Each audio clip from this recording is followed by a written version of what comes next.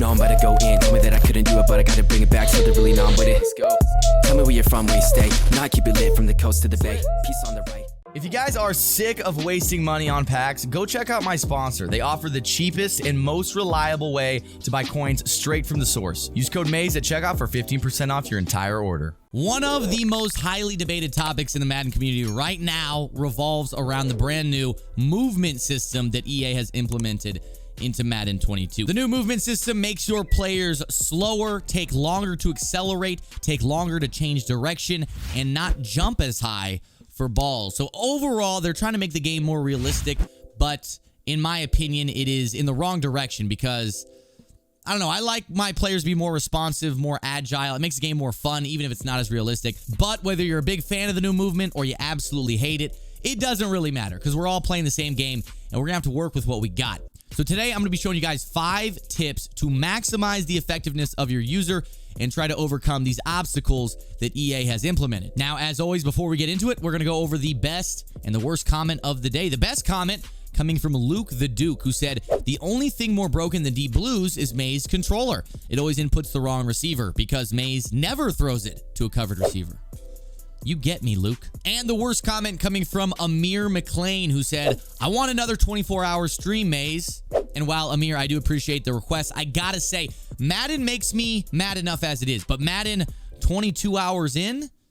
Well, that's just not healthy. Getting started with tip number 1, and this one is gonna start before you even step foot on the field. I'm talking about your mentality. Just fucking kidding. That's stupid. I'm talking about in your settings. There are actually settings that determine how your user is going to play on the field. So whether you're on the home screen right here, you can go to the right, go to settings, or you're actually within Ultimate Team. There's also a gameplay settings option in there. You click on your settings, you go to game options. If you scroll down, the section is literally called gameplay helpers. There's auto flip, defensive ball hawk, defensive heat seeker, defensive switch assist, and coach mode. Coach mode is going to make it so your quarterback will throw if you're AFK. Doesn't really matter. I put it off. And then let's start with auto flip. It's on. I would say keep it on unless you're running a defense that requires you to flip your play to some capacity, then turn it off. I keep mine on. Defensive ball hawk. This one is one of the most important when it comes to getting user interceptions. And it says user-controlled defenders will auto-move into position to play a catch when executing the catch mechanic. Essentially, when a ball is thrown near you, you press triangle, which is the catch mechanic. This defensive ball hawk will guide you into the right position to make the interception. If you have this off, you got to be in the perfect position yourself. It's a lot harder. I don't know why anybody would have this off, but these settings come standard off. You got to turn them on manually. So defensive ball hawk, definitely one you want. Defensive heat seeker assist is user control defenders are steered towards the ball carrier when attempting to run or dive at them. So again, this is when you're making tackles or you're, hit sticking somebody or diving at them. This is going to guide you, again, heat seeker towards them. I don't know why you'd have it off, but it comes standard off, so go ahead and turn those on. These two are the main ones. Defensive switch assist, I keep off. I don't really want the game steering my player after I switch them. I would rather be able to click on and do what I want with it, so I keep that off. But up to you. If you guys need a little extra help, defensive switch assist is another one. The second tip is going to be choosing the correct player to user. And I know that sounds trivial, but if you take a look, I'm here on mutt.gg. This has an entire database of all the players and all their stats, and choosing the right player to user really matters. The stats I look for in a player, A, they got to be a defensive back. EA has nerfed linebackers into the ground. They do not react to plays. They have very low acceleration and change of direction, and it's really tough to user a linebacker. They just don't react the same way they used to. So you got to be usering a DB. Here, I've sorted the database for all linebackers and DBs, and then I sorted it by change of direction. The stats you want to look at are change of direction, acceleration, speed, obviously, and height and jumping. Catching doesn't really matter that much. I've never really noticed that players with high catching catch more interceptions. I've kind of noticed that if your user's in position, you hold triangle, a lot of times you're going to get the pick. So looking at the database, I sorted by change of direction. You see the highest, if you look at the positions, they're all cornerbacks. So if you do have a user that's going to be a safety, you can sub in a cornerback right there and user that player. However, if you want to user a player in the box, like most people do, you could actually sub in strong safeties and free safeties at middle linebacker in a lot of different sets, and you can use them that way. So looking at some of these players, Jair Alexander, that's more of an outside player. Darrelle Revis, no. Deion Sanders is actually a very good user. A lot of people can put Deion at strong safety. He's got 88 speed, very high change of direction. If we take a look at him right here, his change of direction is 88, which is one of the highest in the game. And you notice it when you're playing with him. Something about his archetype and the way he runs. Dion just feels really, really fast out there. My personal favorite this year is Trayvon Merrick. You see he's got 90 speed. He's got 86 change of direction, which isn't as good as Dion, but because he's a safety, I can actually sub him down into the box and use him as if he was a middle linebacker. He's also pretty tall. I feel like when I look at him on the field, he just looks kind of short, but he's 6'1", so he's not short at all. He also has 86 hit power, so if you do come down on somebody and make a hit stick, he's very likely to force a fumble, or at least as likely as you can be at this stage in the game. And on top of that, he's got 90 excel, and did I already mention the 90 speed? He's one of the fastest players in the game, and this is probably my favorite user by far right now. If you guys are looking for a budget beast person user, I think Nasir Adderley, he's got 89 speed. He's a team builder, so he's not going to be that expensive, usually going for around 40K, 35, 40. You can get him 89 speed, 89 agility, 86 change of direction. The one thing that's kind of weak on him is 81 excel. So I will say I do notice that Merrick does play a little bit faster than Adderley, but if you are balling on a budget, Nasir Adderley is one of the best guys you can get. The next tip I'm going to give you isn't necessarily about your user playing in pass coverage, but it's a way to make your entire defense play better with a good user. What I like to do, and what I think everybody should do, especially if they like to send a little bit of heat, is to always use your user as an additional pass rusher. Now, I'm not saying actually rush the passer, but what we want to do is put him on a blitz angle and then try to distract as many linemen as you can so that you can get one-on-ones, or you could even get a guy free on the outside. So something you might want to do is stand here with the blitz angle, and when the ball is hiked, you see how I kind of engage? I wasn't able to get off, but my engagement on the left guard actually let my outside pass rusher come in free and sack the quarterback. One of the best times to use this is if you are sending 5 pass rushers at the quarterback already, and they're sending out 5 routes, which happens quite a bit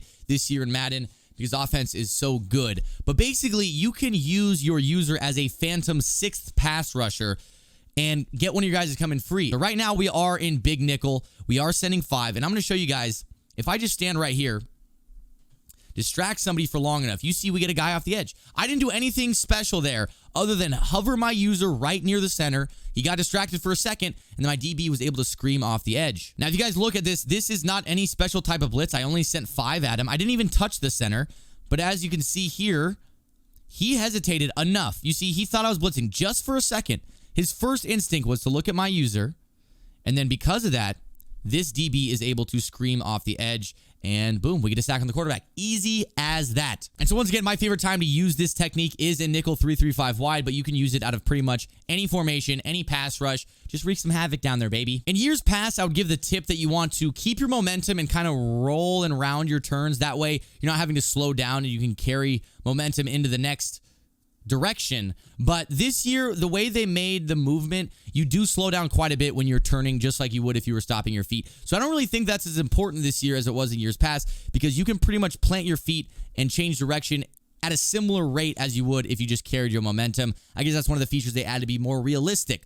But the fourth tip is going to be that you need to think offensively. And what I mean by think offensively is, I mean, don't just look at the one route you're running with. You need to think about the big picture. What is the whole route combo this guy's trying to set up? If you run with this route, what route are you leaving open? And by doing that, you should be able to follow the number one target. A lot of times you can tell when a crosser is coming across or a deep corner that that's going to be the number one target. And if you look at the rest of the field and you see the route combos that are in play, a lot of times if you quickly identify the route that is the most dangerous to your defense and you run with it, you're going to take away the biggest threat, and it's going to help your defense as a whole. So in this defense right here, I am using this hook curl. Trayvon Merrick is my guy. And if we look at the offense, we're going to see we're running a nice little concept high-low flood on the right where you get a corner route from the tight end. That's probably the biggest threat. Now, again, I obviously can't see the offensive play art online, but when the ball's hiked, I can see people going out like that. I can kind of start to see that the tight end is going to be open, and then I ran with it.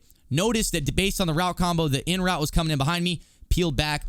There's a lot to think about, and I know I'm talking a mile a minute, but I'll go back into the replay to show you guys what I'm talking about. So again, this was my user. As the ball was hiked, I noticed that there was an out route here to take my flat. There was a streak from Judy that went straight up the field, and that made me realize that the tight end was probably going to poke right in the middle in a corner route. So I did run with that initially, but then as I noticed I vacated my zone, I looked at the rest of the field, saw the in route coming behind me, and then last second planted, come back to cover the in route. So that's just an example of, thinking offensively, seeing the whole big picture of the play rather than just the first route that's in front of you. Because a lot of times players will just run with a route arbitrarily and leaves huge holes in the rest of their defense. The final tip I'm going to give you guys is a little bit more advanced and is going to relate to baiting your opponents offensively. So I don't want to make the tip as simple as bait your opponent, because in this year it's pretty hard to bait with the movement how it is. But the one tip I can give you is hesitation.